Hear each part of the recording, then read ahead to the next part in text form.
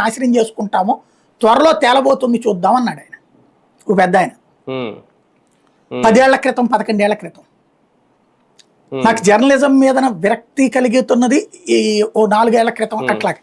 అప్పుడు ఆ టైం తర్వాత నుంచి నా ఆలోచన కూడా ఆ రూట్లో నుంచి చూడడం బిగినయ్యనే ఫీల్డ్ జర్నలిజం కుదరని నాయన, మనం మనదంటూ మన అభిప్రాయాలు చెప్పుకునే ఒక ప్లాట్ఫామ్ బెటర్ అనేటటువంటి ఆలోచనలకు వచ్చాను నేను అప్పటి నుంచి.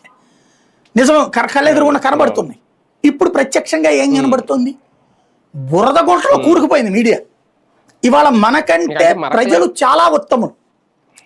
ప్రజల్లో రాజకీయ పార్టీ వాడిని పక్కన పెట్టేస్తే ఆ పార్టీ ఈ పార్టీ, పార్టీలకు అతీతంగా ప్రజలు డిబేట్ చేస్తున్నారు. సంక్షేమ పథకాల గురించిన, రేషన్ గురించిన, బియ్యం గురించిన, పప్పుల గురించిన, ఉప్పుల గురించిన, లేకపోతే ఈ నాయకుడు మాట్లాడే మాటల గురించిన, ఆ పేపర్ చేసే వ్యవహారాల గురించిన, ఆ టీవీ వ్యాఖ్యానాల గురించిన, అలాగే సినిమా థియేటర్ల గొడవల గురించిన, ఇవన్నీ ప్రజలు బాధ్యతాయుతంగా చర్చించుకుంటున్నారు.